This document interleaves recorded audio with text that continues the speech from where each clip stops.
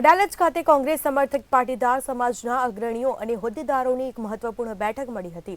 આ બેઠકમાં 33 જિલ્લાના 200થી વધુ અગ્રણીઓ ઉપસ્થિત રહ્યા હતા, જેમાં કોંગ્રેસને ફરી ઊભી કરવા અને પાટીદાર સમાજના યુવાઓને સક્રિય રાજકારણમાં લઈ જવા માટે ચર્ચા કરવામાં આવી।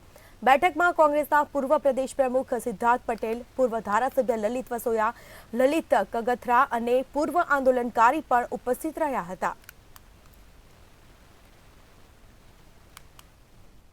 બહુ સ્પષ્ટ વાત છે કે કોંગ્રેસના પાટીદાર આગેવાનોની મિટિંગ છે અને રાજકીય જ વાત છે કે જે આવનારા સમયના પડકારો કોંગ્રેસ પક્ષના એની માટે પાટીદાર સમાજે મોખરાનો રોલ લેવો જોઈએ અને આ જે લોકશાહીના જે લડત છે એ ભૂમિકા મજબૂત બજાવે એના માટે બધાની લાગણી છે।